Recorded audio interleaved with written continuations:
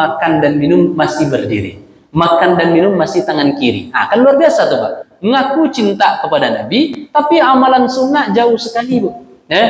Makai sesuatu Pak. Misalnya kalau kita makai sendal, kan makai itu kan sebelah kanan Pak. Dahulukan sebelah kanan. Makai baju pun begitu. Makai celana mohon izin begitu juga. Dahulukan sebelah kanan. Membukanya Pak sebelah kiri. Itu sunnah Nabi. Nah banyak sunnah-sunnah Pak. Abdullah bin Umar begitu cinta dengan sunnah Nabi Sallallahu Alaihi Wasallam.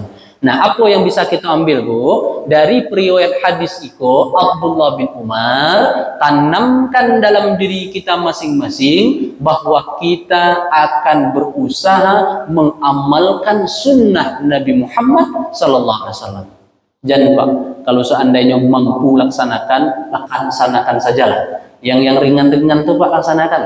Yang disunahkan dari Nabi Rasul-Rasul bisa, tidak terlalu berat rasanya. Misalnya seperti memasang sendal, pakai baju, makan minum dengan tangan kanan sambil duduk, kan mudah sebenarnya Pak. Tapi banyak juga di antara kita Bapak Ibu mohon maaf yang masih tak peduli dengan sunnah Nabi yang demikian.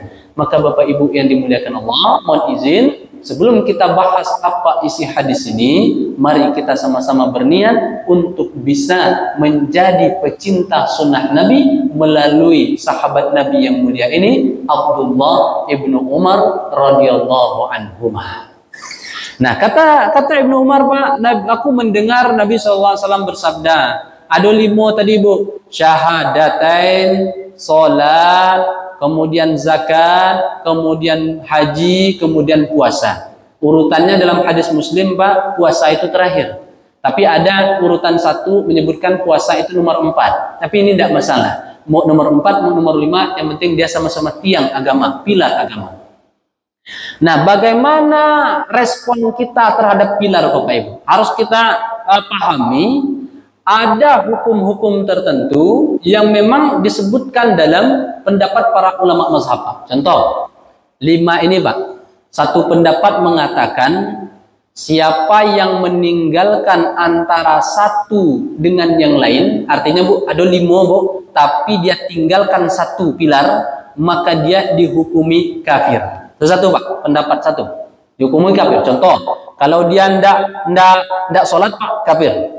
Kalau dia misalnya meninggalkan zakat padahal dia mampu, kafir. Kalau dia tidak mau menunaikan haji, kalau dia sudah sanggup, sudah mampu, maka kafir. Itu pendapat pertama Pak. Pendapat pertama, kalau salah satu ditinggalkan oleh seseorang hamba padahal dia mengaku dia Islam, maka dia bisa dihukumi kafir. Tapi pendapat Pak tidak bisa kita realisasikan karena memang pendapat ini masih ada pendapat yang lain. Pendapat yang kedua Bapak Ibu, kalau seorang hamba yang sudah bersyahadat tadi Pak, mengaku dirinya Islam, kalau ditinggalkannya zakat, ditinggalkannya sholat, maka kalau ditinggalkan 2 hal ini Pak, maka dia dihukumi kafir. Walaupun dia tidak puasa, walaupun dia tidak haji. Cuman 2 pun ditinggalkan Pak. Kalau tadi masing-masing cie-cie. Tapi pendapat yang kedua, yakni cuma 2, zakat dan puasa dan sholat. Pendapat yang ketiga Bapak Ibu, kalau siapa saja yang meninggalkan 1, yakni sholat, walaupun dia tinggalkan puasa, walaupun dia tinggalkan zakat, haji, kemudian Bapak Ibu, tapi dia cuma meninggalkan 1, sholat saja ditinggalkan Pak, pendapat yang ketiga mengatakan dia bisa menjadi seorang yang kafir. 3 pendapat itu Bapak Ibu, dan 1 pendapat yang sepakat semuanya mengatakan kalau seorang hamba sempat meninggalkan syahadatain, asyhadu an la ilaha illallah wa asyhadu anna muhammadar rasulullah, maka mutlak sepakat ulama mazhab dihukumi kafir. Kan ada 5 tuh Bu. Yang pertama syahadat. Kalau hukum syahadat itu Bapak Ibu, kalau ditinggalkan oleh seorang hamba, maka mutlak semua ulama mazhab mengatakan dia sudah keluar dari Islam. Kalau dia tidak mau mengucapkan kalimat syahadat ini. Tapi pendapat yang kedua, kalau salah satu di antara yang 4 ini ditinggalkannya, maka dia bisa menjadi kafir.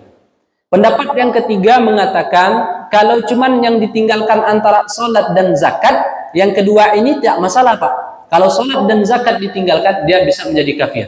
Dan pendapat yang terakhir mengatakan kalau dia meninggalkan sholat, tidak meninggalkan yang lain Pak, dia tinggalkan sholatnya saja, yang lain mungkin ditinggalkan juga, tapi sholat ini menjadi patokannya, berarti orang yang meninggalkan sholat maka dia dihukumi kafir. Nah, itu dia. Itu satu, bagaimana respon kita terhadap 5 pilar nih Pak, menurut pendapat pandangan para ulama. Jadi Bapak Ibu, ada mengatakan kalau seandainya tinggalkan salah satu dari 5 pilar ini, yang 4 Bu, kalau yang satu sepakat Bu, maka dia bisa menjadi murtad atau keluar dari agama Islam. Tapi kalau tinggalkan 2, pendapat yang kedua zakat dan sholat, dia juga bisa keluar dari Islam. Dan pendapat yang terakhir, kalau dia tidak menunaikan sholat, maka dia keluar dari Islam. Nah, kemana kita arahnya Bapak Ibu? Nah, kita ambillah Bapak Ibu pendapat yang terakhir ini. Siapa saja yang dalam 5 ini Bapak Ibu, dia tinggalkan sholat di antara yang 4, maka dia berpotensi bisa keluar dari Islam. Tapi itu pun masih dipecah pendapatnya Pak. Pendapat yang mengatakan